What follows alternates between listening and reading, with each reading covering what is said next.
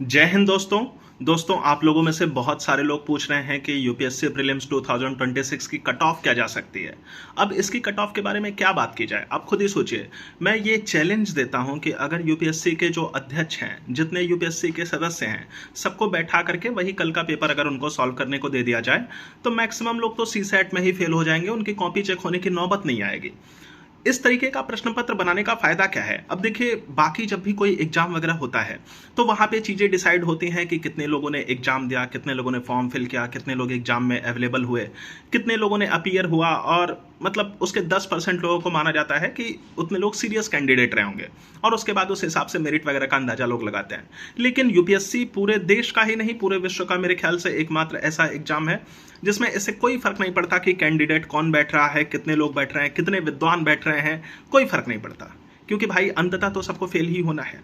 और भाई आप खुद ही सोच करके देख लीजिए कि यूपीएससी का क्वेश्चन पेपर ऐसा है, 2023 की बात मैं कर रहा हूं, 2023 में जो क्वेश्चन पेपर हुआ था उसे एआई से सॉल्व कराया गया था, है ना। बच्चों ने क्या किया, बच्चों ने एआई से सॉल्व कराया। और भाई आप लोगों को जान करके आश्चर्य होगा कि 2025 में कट ऑफ कितनी गई थी? मात्र 75 मार्क्स गई थी। मतलब 38 क्वेश्चन जिस बच्चे के सही हो गए थे, काटने पीटने के बाद उसका सिलेक्शन हो गया था। 100 में से 38 क्वेश्चन जिसके सही हो गए उसका सिलेक्शन हो गया, है ना, वो भी जनरल में। ठीक है, बाकी किसी और कैटेगरी में नहीं, जनरल में। ठीक, उस एग्जाम का पेपर एआई को दिया गया था सॉल्व करने के लिए, और एआई ने वो कट ऑफ क्लियर नहीं किया था। तो आर्टिफिशियल इंटेलिजेंस तो यूपीएससी के एग्जाम में फेल हो जाता है। आप गूगल वगैरह करके आंसर निकालना चाहें तो भैया वहां से आंसर निकलते नहीं है, और हम लोगों को वो पेपर सॉल्व करना होता है। ठीक है, हम लोगों को भी क्या, मेरे तो दिन बीत गए, अब बाकी बच्चों को सॉल्व करना पड़ता है। तो बाकी जितने स्टूडेंट्स वगैरह भी सॉल्व करके आते हैं, जितने भी बच्चों से कल से लेकर के आज तक की डेट में मैं मिला, उनमें से एक सिंगल बच्चा ऐसा नहीं है जो कि 80 मार्क्स को क्लियर कर रहा हो।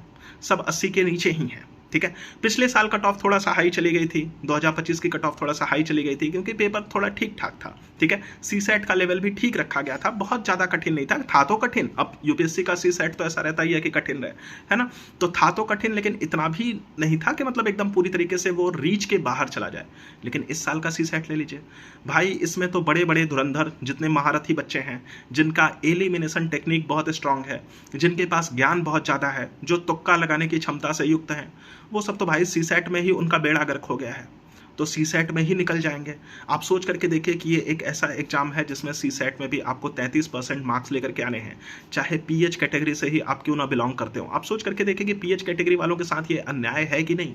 भाई दिव्यांग जनों के साथ तो ये पूरी तरीके से अन्याय ही है ना, कि जिस पेपर को सामान्य बच्चे भी सॉल्व नहीं कर पा रहे हैं, दिव्यांग बच्चों के लिए ये कहा जा रहा है कि आप भी उतना ही कट ऑफ निकालिए। अगर आप उतना कट ऑफ नहीं निकालेंगे तो आप सी सेट में ही बाहर हो जाएंगे, आपकी कॉपी चेक नहीं होगी।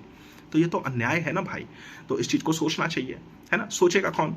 जिन लोगों का सिलेक्शन हो जाता है वो इस तरफ ध्यान ही नहीं देते, मतलब जो चीजों को बदल सकते हैं उनका सिलेक्शन जैसे ही हुआ वो भूल जाते हैं। और बाकी बाद में मार किस पे पड़ती है? मार पड़ती है भैया टीचर्स पे, स्टूडेंट्स पे, और किस पे पड़ेगी? आप लोगों को क्या लगता है कि मतलब हम लोग जो है अपने बच्चों से जुड़े नहीं होते?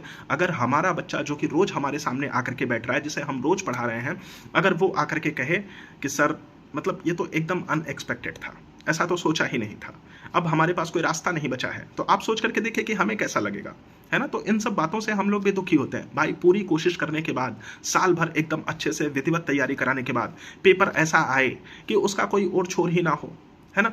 मुझे अगर उस पेपर में बैठा दिया जाए तो मैं अभी भी अपने लिए मैं कह सकता हूं कि मैं 100+ स्कोर कर जाऊंगा। आप लोगों में से बहुत सारे लोग कहेंगे कि अरे कल तो आप कह रहे थे कि आप धरातल के आदमी हैं, तो भाई मैं धरातल पर रह करके ही बात कर रहा हूं। मैं 100+ स्कोर इसलिए कर जाऊंगा क्योंकि इतने सालों से मैं पढ़ रहा हूं, इतने सालों से मैं उस फील्ड में पढ़ा रहा हूं, और मैं 2020 से लेकर के 2022 जो कि मेरे लास्ट के 3 एग्जाम थे, अगर आप उनमें सब मेरी की सारी कट ऑफ देख लीजिए तो सारी की सारी मैंने 100+ स्कोर किया है, मेरिट से 20-20 मार्क्स ज्यादा पाए हैं। ठीक है, लेकिन वो मुझे मिल रहे हैं ना, क्यों मिल रहे थे? क्योंकि मैंने तैयारी 2013 से शुरू की थी, 2013 से लेकर के 2020 तक 7 साल तैयारी करने के बाद तब मुझे मिल रहा था ना वो मार्क, और वो भी मैंने विधिवत तैयारी की थी, तब मुझे मिल पा रहा था। और उसके बाद भी मैं यूपीएससी क्लियर तो नहीं कर पाया, ठीक है, तो फेल तो मैं भी हुआ। तो आप सोच करके देखिए कि बाकी बच्चे क्या है, वो कल आए हैं, मतलब कल मतलब 1 साल पहले आए हैं, 2 साल पहले आए हैं, उनसे आप चाहते हैं कि इस तरीके का क्वेश्चन पेपर सॉल्व करा जाए, कैसे सॉल्व होगा भाई? उनको एलिमिनेशन टेक्निक के बारे में पता क्या है? अभी कल का ही एक प्रश्न ले लीजिए, है ना, वो यमुना और सतलज नदी पर एक प्रश्न आया था। तो भाई यमुना और सतलज नदी के बारे में मैं तो जानता हूं कि रॉबर्ट ब्रूसफुट ने ऐसा कुछ नहीं कहा था, ठीक है। इसके अलावा ऋग्वेद में भी उसके बारे में नदी सूक्त में ऐसा कुछ नहीं कहा गया है। तो जाहिर सी बात है डॉल्फिन वाला तीसरा ऑप्शन सही होगा। लेकिन ये नॉर्मल बच्चों के लिए, सामान्य बच्चों के लिए ये बात कैसे सही हो सकती है, वो ये एलिमिनेट कैसे कर पाएंगे। मैंने सारा पेपर वगैरह देखा, मुझे तो लगता है कि अगर मुझे देना होता, चूंकि मेरे अटेम्प्ट खत्म हो चुके हैं तो अब मैं नहीं दे सकता, ठीक है। अब मैं पूरी तरीके से बच्चों को पढ़ाता ही हूँ, ठीक। तो मैं तो भाई उसमें स्कोर कर सकता हूँ, मैं तो पास हो सकता हूँ, लेकिन बाकी बच्चे जो कि पढ़ रहे हैं वो 80 के ऊपर पहुंच ही नहीं पा रहे हैं। तो भाई आप सोच करके देखिए कि कट ऑफ क्या जाएगी, है ना। तो ये स्थिति फंसती है। अब मैं आपको पूरी तरीके से सच सच बता दूं, देखिए मेरा कोई उद्देश्य नहीं है कि आप मेरी कोचिंग ज्वाइन करें, मेरा कोई उद्देश्य नहीं है कि आप मेंस मेरे से पढ़ने आए, मेरा कोई उद्देश्य नहीं है कि मैं आपको किसी भ्रम में रखूं। मैं लिखित में ये गारंटी देता हूं कि जब 1 साल बाद कट ऑफ आएगी, क्योंकि फाइनल के बाद ही कट ऑफ आती है यूपीएससी की, है ना। तो आप लोग ये लिख करके ले लीजिए कि किसी भी स्थिति में ये कट ऑफ 80 प्लस माइनस 2 ही रहेगी, बल्कि 80 भी छोड़ दीजिए, 79 प्लस माइनस 2 ही रहेगी, क्योंकि मैक्सिमम धुरंधर सी सेट में बाहर हो रहे हैं। और ये मैं जनरल की कट ऑफ की बात बता रहा हूँ, ठीक है। जनरल की कट ऑफ 79 प्लस माइनस 2 रहेगी, 77 से 81 के बीच में ही कहीं पर लाई करेगी। आप लोग कह सकते हैं कि सर आप बहुत कम कट ऑफ बता रहे हैं। कम नहीं बता रहा हूँ भाई, 75 2023 की कट ऑफ है, ठीक है। 2023 में 75 कट ऑफ आई थी, है ना। 2024 में 88 कट ऑफ आई थी, ठीक है। पिछले साल पेपर जो था वो थोड़ा ठीक था, तो भैया कट ऑफ थोड़ी सी बढ़ गई थी, 94 के करीब पहुंच गई थी, ठीक है। इस बार फिर से बेड़ा गर्क होने जा रहा है, क्योंकि भैया ऐसा पेपर आज तक मैंने देखा नहीं है, और इस तरीके के पेपर का कोई सेंस बनता नहीं है। जनरल की कट ऑफ 79 क्लियर करने में मतलब हालत खराब हो जाएगी, है ना। तो 79 प्लस माइनस 2 मैं जनरल के लिए देता हूं। और ईडब्ल्यूएस की बात करें तो ईडब्ल्यूएस की कट ऑफ 3 नंबर नीचे कर लीजिए, है ना। 3 नंबर नीचे कर लीजिए, मतलब कहाँ पे पहुंच जाएगी, 76 के करीब पहुंच जाएगी, 76 प्लस माइनस 2, ठीक है। फिर ओबीसी की बात कर लें तो ओबीसी की कट ऑफ लगभग वही रहती है जो जनरल की रहती है, बस 0.7 मार्क्स का डिफरेंस होता है, 0.6 0.7 मार्क्स का डिफरेंस होता है। तो इसको क्या कह सकते हैं, इसको कह सकते हैं कि 78.3 प्लस माइनस 2, है ना। इतनी ओबीसी की कट ऑफ रहेगी। फिर एससी की कट ऑफ, एससी की कट ऑफ जनरल से 9-10 नंबर नीचे होती है, ठीक है। हर साल का यही खेल है, मैं केवल 1 साल की बात नहीं कर रहा। तो 10 नंबर अगर उसको नीचे कर लीजिए तो 79 से 10 नंबर नीचे कर लेंगे तो 69 प्लस माइनस 2 हो जाएगी एससी की कट ऑफ। एसटी की कट ऑफ वहाँ से 4 अंक नीचे होती है, ठीक है। और ये हर साल यही होता है। तो एसटी की कट ऑफ कितनी जाएगी, एसटी की कट ऑफ 65 प्लस माइनस 2 हो जाएगी, ठीक। लेकिन इससे अधिक कट ऑफ किसी भी स्थिति में जा नहीं सकती है, ठीक है। तो ये है मेरी कट ऑफ, और मैं तो इस तरीके के पेपर से बिल्कुल असंतुष्ट हूँ। और मैं उन सभी लोगों से ये निवेदन भी करना चाहूँगा कि जितने भी मतलब आईएएस आप बन जाते हैं, आईपीएस आप बन जाते हैं, आप सचिव बन जाते हैं देश के, है ना, तो कम से कम आप लोगों को इन मुद्दों पर ध्यान तो देना चाहिए। आप ही लोग सेलेक्ट होकर के यूपीएससी के मेंबर भी बनते हैं कि आखिर यूपीएससी कर क्या रहा है, इस तरीके के प्रश्न पत्र बनाने का कौन सा सेंस है, ठीक है। किसी भी एग्जाम में इस तरीके का प्रश्न पत्र नहीं बनना चाहिए। इससे तो लाखों गुना अच्छा यूपीपीएससी करता है, इससे तो लाखों गुना अच्छा बीपीएससी करता है। कम से कम वहां पर जब एग्जाम देकर के बच्चा आता है तो ये तो नहीं कहता ना कि हाँ जो मैं पढ़ रहा था वो तो बिल्कुल अलग ही था। यहाँ पे आपने एक सिलेबस दे रखा है, एक पैटर्न दे रखा है, लेकिन न तो वो पैटर्न न तो वो सिलेबस किसी काम आता है। तो क्या फायदा है इस तरीके का एग्जाम कराने का। और आपके अनुवाद भी इतने घटिया स्तर के होते हैं कि भैया उसे पढ़ करके हिंदी का बच्चा तो समझ ही नहीं सकता। पूरा यूपीएससी तो हिंदी विरोधी है अगर आप सच में कहें तो। वो चाहता ही नहीं कि हिंदी के बच्चे सेलेक्ट हो। हिंदी के बच्चों को इंग्लिश में अनुवाद देखना पड़ता है कि इंग्लिश में क्या लिखा है, ठीक है। और यूपीएससी खुद कहता है कि अगर कभी भी कंट्राडिक्शन की स्थिति उत्पन्न होती है तो हम इंग्लिश की चीजों को मान्यता देंगे, इंग्लिश को वरीयता देंगे, इंग्लिश ही हमारा सर्वश्रेष्ठ है, इंग्लिश ही हमारी राजभाषा है, राष्ट्रभाषा है, सब है इंग्लिश ही। तो हिंदी क्या है भाई। तो ये सारे सवाल उठते हैं कि नहीं। तो आखिर देश के कर्णधार कर क्या रहे हैं, उनसे पूछना भी तो चाहिए। और पूछेगा कौन, हमारे और आप जैसे लोग ही पूछेंगे, क्योंकि पीड़ित कौन होता है, अंततः पीड़ित और प्रताड़ित तो हम लोग ही होते हैं। और अगर पीड़ित और प्रताड़ित लोग अपनी आवाज भी ना उठाएं तो कैसे काम चलेगा। तो कम से कम कुछ ना कीजिए। आपको कहीं लड़ना नहीं है, कहीं आंदोलन नहीं करना है, लेकिन कम से कम आप एक ट्वीट तो कर सकते हैं।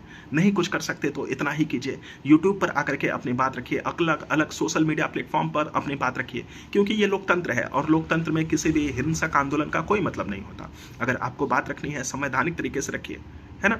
अपने नेताओं को, जिनको आप एमएलए वगैरह चुनते हैं, जिनको आप अपने यहाँ से एमपी चुनते हैं, उनसे बातें कीजिए। उनको कहिए कि इन मुद्दों को संसद में पहुँचाएँ, इन मुद्दों को राज्यों की विधानसभा में पहुँचाएँ, कि आखिर यूपीएससी को अगर संवैधानिक शक्ति मिली है, ठीक है, कि यूपीएससी एक संवैधानिक संस्था है, तो क्या वो मनमानी करेगी? इस देश में संविधान ही कहता है कि बैलेंस का रूल होना चाहिए, संतुलन का सिद्धांत पे संविधान बेस्ड है ना, कि संतुलन के आधार पे सभी चीजों को संतुलित किया जाना चाहिए। न तो कार्यपालिका बहुत सशक्त हो जाए, न तो न्यायपालिका बहुत सशक्त हो जाए, न तो विधायिका बहुत सशक्त हो जाए। तो आखिर यूपीएससी इस तरीके की चीजें कैसे कर सकता है? मतलब एकदम निरंकुश प्रवृत्ति जिसे कह सकते हैं वो की जाए। सीसेट का पेपर क्वालिफाइंग है तो सीसेट का पेपर इस लेवल का होना चाहिए कि बच्चों को देख लिया जाए कि सामान्य बुद्धि है कि नहीं है। अगर वो सीसेट का पेपर मैं बड़े बड़े देश के इंजीनियर्स को दे दूं, वो सीसेट का पेपर सॉल्व नहीं कर सकते हैं, उसका अनुवाद समझ करके दिखा दें तो मैं मान जाऊं। तो भाई ऐसा पेपर लाने का क्या मतलब है? अगर वो सीसेट का पेपर बड़े बड़े आईआईटीएंस को दे दिया जाए, आईआईटीएन बच्चों को दे दिया जाए, वो भी मैं गारंटी देता हूं वो सीसेट का पेपर सॉल्व नहीं कर सकते, है ना, क्वालिफाई नहीं कर सकते हैं। तो भाई आप सामान्य यूपीएससी का बच्चा, आप सोचिए कि यूपीएससी में जब एथिक्स इंट्रोड्यूस किया गया था, तो यूपीएससी में यह कहा गया था कि एथिक्स हम लोग इसलिए लेकर के आ रहे हैं ताकि बच्चों में, लोगों में ये क्षमता देखी जा सके कि उनके अंदर सिविल सेवा में जाने के बाद प्रशासन करने की क्षमता निहित है कि नहीं है। ठीक है, तो आपको जब प्रशासनिक क्षमता देखनी है तो सीसेट में इस तरीके की मूर्खतापूर्ण चीजें करने का क्या लाभ है? सीसेट इसलिए होना चाहिए कि ये देख सकें कि सामान्य बच्चे में मतलब बुद्धि है कि नहीं है, उसका आईक्यू सामान्य से कम तो नहीं है। और यूपीपीएससी इस मामले में यूपीएससी से हजारों गुना अच्छा कर रहा है। ठीक, वहां पे अगर यूपीपीएससी के अनुवाद पढ़िए तो Uttar Pradesh public service commission के अनुवाद लाखों गुना अच्छे होते हैं, अच्छे से आराम से समझ में आ जाते हैं। हमको कम से कम उसका इंग्लिश ट्रांसलेशन नहीं देखना पड़ता। बिहार पीसीएस में जाइए, एमपीपीएससी में जाइए, कहीं भी जाइए, हिंदी में जो चीज लिखी होती है उसका इंग्लिश ट्रांसलेशन देखने की जरूरत नहीं पड़ती है। ये चीज केवल और केवल यूपीएससी के साथ है। तो क्या यूपीएससी हिंदी विरोधी हो चुकी है? क्या यूपीएससी को हिंदी मीडियम के बच्चे चाहिए ही नहीं? हिंदी मीडियम के बच्चों ने जो भी पढ़ाई की है, क्या वो अपराध किया है आज तक में? क्या देश से हिंदी को खत्म कर देना चाहिए? ये सारे सवाल भी तो उठते हैं, है ना। अगर आप केंद्र सरकार की नौकरी में जाना चाहते हैं और आप हिंदी पढ़ करके पास होना चाहते हैं तो आप पास ही नहीं हो सकते। हर साल हिंदी मीडियम का रिजल्ट 1% के करीब आता है, 1 से 2%। और मैं लिखित में गारंटी देता हूं, इस बार रिजल्ट आएगा तो आप देख लीजिएगा, हिंदी मीडियम के बच्चों का रिजल्ट 1% से भी नीचे जा रहा है इस बार। और आप सोच करके देखिए कि अगर 700-800 सीट आती है, ठीक है, 1% हिंदी के बच्चों का सिलेक्शन होता है तो 7-8 बच्चों का सिलेक्शन होता है। भाई आप सोच करके देख लीजिए कि वो जो 7-8 बच्चों का सिलेक्शन हो रहा है वो एक्सेप्शन है। अगर कोई भी चीज 1% होती है तो उसे अपवाद माना जाता है ना, वो अपवाद माना जाता है। अगर आप हिंदी को हटा भी दें तब भी भैया हिंदी से पढ़ने लिखने वाले 1% बच्चे सिलेक्ट हो ही जाएंगे, क्योंकि वो अपवाद है ना। जहां पे 10-10 लाख बच्चे एग्जाम दे रहे हैं उसमें से 7-8 बच्चे क्या सिलेक्ट नहीं होंगे? भाई आप सोच करके देखिए कि ये पूरा का पूरा मूवमेंट, यूपीएससी जितने भी एग्जाम्स ले रही है, ये पूरी तरीके से हिंदी विरोधी है कि नहीं है? बिल्कुल है। तो इस चीज के खिलाफ आवाज कौन उठाएगा? और आप सोच करके देखिए कि जो अधिकारी भी सिलेक्ट हो रहे हैं वो ये बातें जाकर के रखते क्यों नहीं है? क्यों रखेंगे भाई? वो खुद इंग्लिश मीडियम से सिलेक्ट हो रहे हैं। अगर 90% से ज्यादा सिलेक्शन इंग्लिश से हो रहे हैं तो वो हिंदी के पक्ष में बातें क्यों रखेंगे? अगर आपको बातें रखनी है तो आपको खुद ही आगे जाकर के अपनी बात रखनी पड़ेगी। फिलहाल तो मेरी कट ऑफ यही है और मैं यहाँ पे आकर के इस पेपर से तो मैं बहुत दुखी हूँ। इस तरीके का पेपर होना नहीं चाहिए। अब क्या कर सकते हैं, मतलब हमारे पास तो कोई संवैधानिक अधिकार है नहीं। हम यही कर सकते हैं कि आपका साथ दे सकते हैं, बाकी करना तो हम सब लोगों को मिल करके ही है। और अभी आवाज़ नहीं उठाएंगे तो केंद्र सरकार की नौकरी को तो भूल ही जाइए। केंद्र सरकार की नौकरी, अब इस तरीके के एग्जाम्स होंगे तो भाई कैसे कोई पास होगा? ठीक है, तो जो भी है कट ऑफ ये है। आप लोग अपनी कट ऑफ कमेंट सेक्शन में नीचे बताइएगा, जैसा भी आप लोगों को ठीक लगता हो। और आप लोगों का क्या मत है ये जरूर बताइएगा। और मैंने ये कट ऑफ इसलिए कम नहीं बताई है कि मुझे किसी का सिलेक्शन लेना है, किसी को अपने यहाँ बुला करके प्रिपरेशन करवाना है। भाई मत करो मेरे से प्रिपरेशन, ये सब मुझे मत बताना कि सर आपने कट ऑफ इसलिए कम बताई। भाई पेपर का लेवल देखो, सीसेट का लेवल देखो, कहाँ से कट ऑफ निकलेगी, है ना। 75 जहां पे आ रहा है 2023 में, इस बार तो कट ऑफ ऐसा भी हो सकता है अनएक्सपेक्टेड टेंडेशन में कि उससे भी नीचे चली जाए, तब क्या कर लेंगे, है ना। तो आप लोग अपनी तैयारी कीजिए और कट ऑफ देखिएगा। 1 साल बाद जब भी वो होगा तो कट ऑफ इतनी ही आएगी, इससे ऊपर जाने की कोई संभावना नहीं है। ठीक है, तो अपना ख्याल रखिएगा दोस्तों। मिलते हैं आप लोगों से अगली वीडियो में।